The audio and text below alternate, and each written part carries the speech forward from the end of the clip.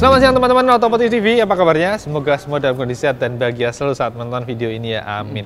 Nah teman-teman, belum lama ini Honda meluncurkan New CBR 250R yang mengalami beberapa perubahan.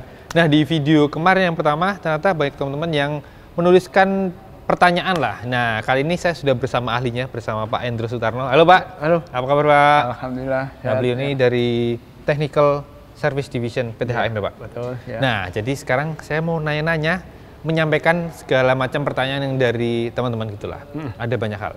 Pak Endro, pertanyaan yang pertama adalah banyak yang nanya bodi yang baru ini kan beda ya, agak lebar, betul. Big back look gitu ya. Betul. Nah ini misal pengen diaplikasi ke yang lama, bisa nggak sih Pak? Ya.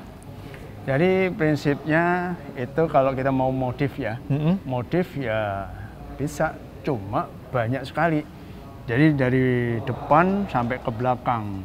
Jadi kalau mama kita lihat penampilannya dari depan itu di bagian lampu, ya tapi bukan lampunya ya, tapi bagian lampu, body cover bagian lampu sampai belakang. Itu semuanya berubah. Oh, dudukannya beda juga Pak? Nah, dudukannya disesuaikan nanti. Oh, artinya nggak bisa pakaian play plug nggak bisa? Betul, disesuaikan karena di stay-nya itu berubah. Beda, ya beda posisi ya Pak? Beda posisi. Oh, jadi nggak bisa plug and play teman-teman, tapi pasti mungkin bisa lah. Modifikasi aja Pak? Oke. Yang berikutnya ini Pak, suspensi. Kan yang baru pakai Spirit Function Fork Big Piston ya, SFBP. Yang baru ya, betul. Sementara yang lama cartridge ya Pak? Cartridge ya. Nah, itu bedanya seperti apa sih Pak? Ya. Dan karakternya apakah beda gitu Pak? Oke. Dan apa keunggulannya yang SFBP Pak? Ya, jadi kalau yang menggunakan SFBP di sini, itu bedanya kalau yang cartridge ada 2 tabung di dalamnya dan ada 2 piston, tapi kecil-kecil ya. Itu. Tapi kalau yang di Big Piston hanya 1 tabung besar, 1 silinder dan ada 1 piston besar. Itu 1 piston besar. Ya keunggulannya kalau yang menggunakan Big Piston di sini dia braking stability-nya lebih baik. Gitu kan. Terus kemudian dia mempunyai karakter digunakan di jalan yang beraspal, dia lebih lebih cocok buat jalan aspal. Kemudian juga mempunyai karakter cocok untuk pengendara yang lebih agresif. Gitu, sehingga cocok untuk jalan-jalan yang aspal. Gitu. Cuma kalau yang cartridge itu keunggulan yang tidak dimiliki oleh PP itu peredamannya lebih bagus. Gitu. Yang digunakan di jalan yang keriting. Jadi gitu. Karena CBR ini lebih dibuat di jalan di aspal yang mulus, jadi relatif lebih cocok pakai yang SFBP ya Pak. Betul. Gitu. Kalau yang SFBP ini tadi berarti kanan kiri sebenarnya isinya beda ya Pak ya? Isinya sesuai beda. namanya ya? Betul.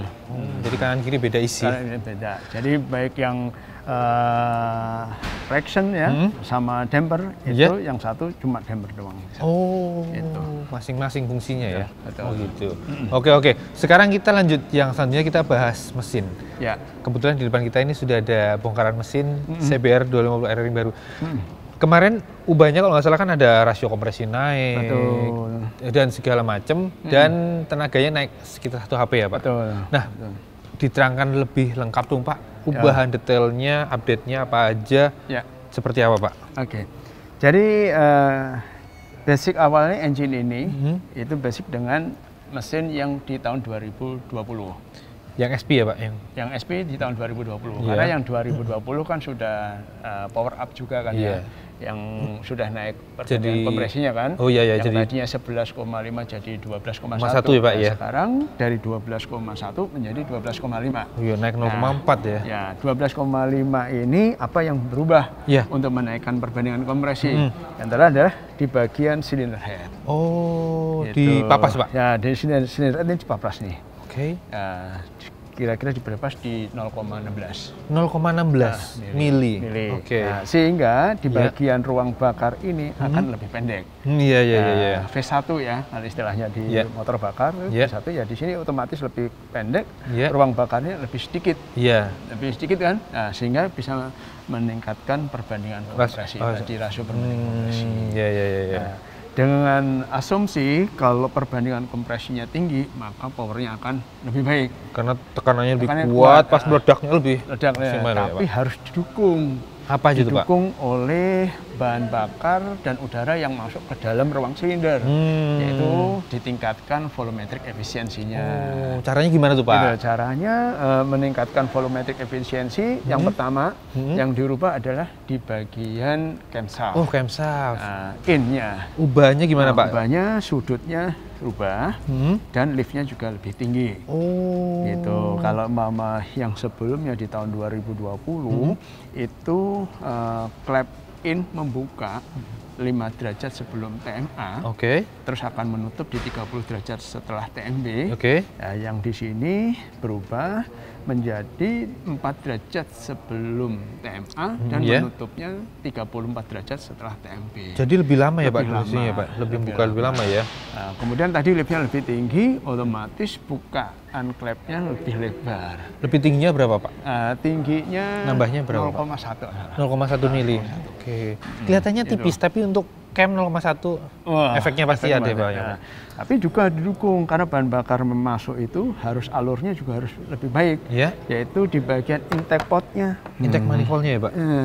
Intake portnya di sini dilebarin juga, diperbesar. Oh, ini dibesar, Pak? Diameternya, Pak? Diameternya, yang diameternya yang tadinya 21,4 jadi 21,6. Oh, tambah 0,2 mili, Pak? Oke. Sehingga bahan bakar masuk ke dalam silinder baik. Udaranya juga banyak baik, kan? Nah, itu menghasilkan tenaga yang ledakan yang kuat. Dengan ledakan yang kuat tadi akan menurunkan piston, kan ya? Nah, kita ngurangin gesekan di piston itu, Pak? Di piston. Yang tentang ringnya ya, Pak? Ya, mengurangi gesekan di piston, yaitu diapain? Posisi ringnya. Diganti ringnya. Oh, diganti. Nah, ringnya ini tekanan menuju ke dinding silinder, itu tekanannya dikurangin. Caranya gimana, Pak? Dirubah, didesain ulang untuk digantikan bahannya. Itu yang tadinya tekanannya kuat dan tekanannya berkurang. Apakah nggak akan jadi bocor kompresi, Pak? Oke, jadi dengan perubahan tekanan ring tadi ke dinding silinder, itu tapi bahan pun juga dirubah, sehingga masih bisa mempertahankan tekanan dari atas maupun dari bawah. Jadi tetap kuat. Kuat ya, Pak, ya? Nggak bocor itu. Ya? Iya. Nah, dengan demikian hasilnya tadi lebih bagus, putarannya kenceng, crankshaftnya otomatis putarannya kuat, kan? Nah, supaya crankshaftnya putarannya lebih ringan lagi, dikurangin bobotnya yang magnetnya ya, Pak, ya? Magnet. Gitu. Ini yang turun 20 gram ya, Pak? Ya, ini yang tadinya 1,670 kilogram, sekarang menjadi 1,650 kilogram. Nih, kelihatannya kecil tapi ngefek ya, Pak? Efek. Jadi lebih ringan ya putaran ya, karkasnya ya. Nah, ini kan otomatis kan putaran crankshaft itu naik turun didukung dengan putaran rantai mesin, kan? Iya, Pak. Nah, supaya rantai mesinnya dia lebih konstan putarannya. Pas menggerakkan camnya ya, Pak, ya? Itu didukung oleh lifter tensioner. Ini mendorong ke gate tensionernya ke rantai mesin supaya lebih kuat. Oh, ini di set lebih kuat. Kuat ya, Pak? Tekanannya lebih besar. Betul. Seperti itu, ya. Ini setelah itu dukung oleh gear rasionya. Ini racikan rasio baru, Pak? Baru. Jadi 1-6 ini beda dengan yang lama? Beda. Tujuannya apa, Pak? Tujuannya supaya pada saat kita top speed, ya, pada saat kita masuk gigitnya, ya, pakai menggunakan quick shifter juga lebih mudah, lebih ringan. Itu menghasilkan top speed juga yang lebih baik. Akselerasi apakah biar lebih cepat juga berarti, Pak? Ya, pasti ada. Lebih nyambung-nyambung gitu? Nyambung-nyambungnya, seperti itu. Oke. Seperti itu. Ada apa lagi, Pak, ubahnya lagi, Pak? Ya, ini yang ada perubahan-perubahan yang itu tadi, yang ada di tahun 2020. Berarti kalau area kopling tetap sama ya, Pak? Masih nggak ada perubahan ya? Di tahun 2020 menggunakan assist superclad. Iya. Assist superclad ini berapa lapis ya, Pak? 5, ya. Oh, pakai kampasnya 5 ya? Iya, kampasnya 5. Itu Pak, balik dikit tadi. Kalau camshaftnya yang X berarti nggak ada perubahan? Nggak ada perubahan. Sama persis ya? Ini aja ya? Karena tadi volumetri Indonesia ini kan hanya in. Gitu ya. Berarti stang piston juga tetap sama. Stang piston ini menggunakan yang 2020 ya. Kalau yang di 2016 itu bedanya baut dan mur. Kalau ini baut aja? Baut aja. Jadi satu ya, Pak? Sehingga bobotnya ngurangi bobot. Oke. Kalau crankshaftnya sama juga, Pak? Nggak ada perubahan? Crankshaftnya masih sama. Oh iya Pak, tadi pas nyoba motornya di area test ride, itu salah satu yang saya rasakan adalah pindah giginya tuh kerasa lebih empuk, lebih gampang gitu Pak. Nggak ceklek-ceklek lagi, kayak empuk banget lagi gitu. Itu sebenarnya efek dari apa sih Pak? Ada perubahan apa sih Pak? Ya, karena di mesin ini ada perubahan di bagian gear ratio. Ya, di bagian gear ratio ini yang mempengaruhi kita perpindahan giginya juga akan dirasakan lebih enak. Oh, saya kira bagian apa per-pernya, botolnya itu berubah enggak, Pak? Jadi botolnya atau drum shape ya kan, itu masih tetap sama. Oh, tetap sama. Tetap sama. Terus perubahan rasio ini apakah pengaruh juga dengan top speed? Soalnya saya kan dapat top speednya lumayan nih. Dapat 178 ya waktu tes tadi. Sementara yang waktu 2020 seingat saya cuma 172 kalau waktu itu. Naik ya. Berarti apakah itu perubahan dari situ juga, Pak? Ya, salah satunya. Dan tadi power naik itu juga ya? Power naik dan didukung oleh transmisi baru. Oke. Ya. Dan transmisi baru ini sekarang yang baru ini dipakai di semua varian ya Pak? Standar juga pakai yang baru ya? Oke, jadi kan kita ada 3 varian. Standar, kemudian yang SP, yang ABS, ABS itu terus dan ABS GS. Ya, yang tiganya itu menggunakan transmisi yang sama.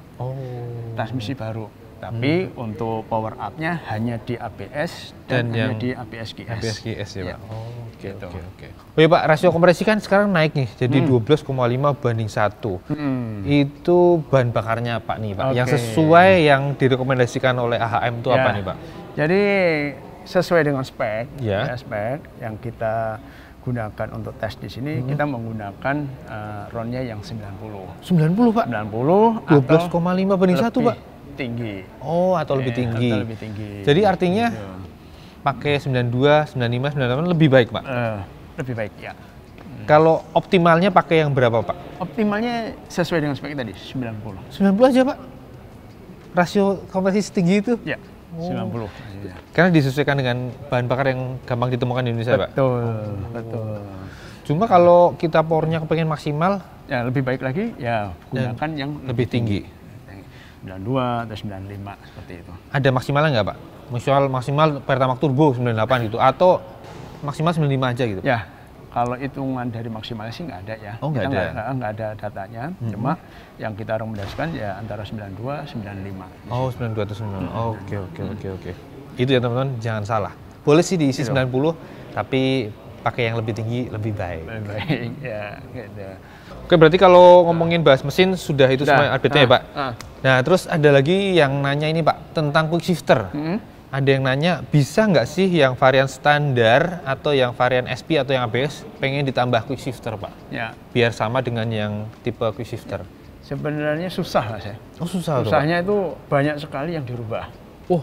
Berarti nggak cuma tinggal beli quick shifter modul, tinggal colok tuh nggak bisa Pak? Nggak bisa, karena apa Pak? banyak sensor-sensor yang ada di sini. Di samping ada sensor stroke, yang pemindah itu kan ya. Yang nempel di tuas itu ya, transmisinya. Itu. Di samping itu juga ada sensor di spindle. Di situ juga ada Pak? Ada pemindah gigi, ya kan, ini ada sensornya. Kemudian sensor di drum shift-nya. Sensor di drum shift masuk gigi netral, gigi 1, 2, 3, 4, 5, 6, itu dia ada. Kalau yang di standar dan ABS ini nggak ada Pak? Itu nggak ada. Ini juga nggak ada Pak, yang baru ini nggak ada. Gitu, nggak ada, ya kan? Jadi kalau di sini sensor ini menandakan bahwasanya si pengendara sudah mau merubah gigi kan, mau merubah gigi, kemudian sensor stroke-nya juga mendeteksi, sehingga si ECM akan menerima informasi dari sensor ini dan nantinya akan memutus pengapian maupun injektornya. Nah, perubahan ini ada hubungannya dengan crankcase-nya. Karena kedudukannya ya Pak ya? Kedudukannya. Jadi kalau kita mau ngubah harus merubah crankcase. Merubah crankcase bawah otomatis harus beli crankcase crankcase baru ya Pak? Atas ya. Crankcase atas ada hubungannya dengan metal bearing. Banyak sekali. Repot banget. Nanti hubungannya dengan kabel bodi. Nah, kabel bodi juga pasti beda ya Pak? Speedometer. ECM-nya juga tadi beda. Repot juga ternyata. Berarti kalau pengen ada quick shifter, mending sekarang beli yang ada quick shifter ya Pak? Betul. Lebih simpel. Pilih langsung yang quick shifter. Nah, ini kalau yang sesuai dengan quick shifter bawaan. Iya ya. Tapi kalau teman-teman mungkin pengen pakai quick shifter yang aftermarket, ya mungkin itu pilihan. Nah, coba kalau pengen bener-bener yang bawaan motor sampai di speedometer muncul ada tandanya, ada bisa dipilih yang up, down atau up and down semua ya Pak. Ada yang off ya. Itu harus yang bawaan motor. Betul. Ternyata ribet. Ya. Oke. Saya baru tahu tuh Pak. Kalau sampai ada sensornya di bawah itu. Iya. Rumit itu. Oke Pak Endro, terima kasih banyak untuk penjelasannya. Nah itu dia teman-teman, video kali ini semoga sudah gamblang, semoga menjawab semua pertanyaan dari teman-teman di Otomotif TV. Oke, terima kasih buat yang sudah menonton. Jangan lupa like, subscribe, comment, share, nyalakan juga tombol loncengnya. Dan jangan lupa follow juga IG kami Otomotif_TV. Satu lagi jangan lupa mampir ke channel Motor Second yang khusus bahas motor-motor bekas berkualitas. Sampai jumpa di video berikutnya. Jangan lupa pakai helm kalau motor. Makasih Pak. Sama-sama.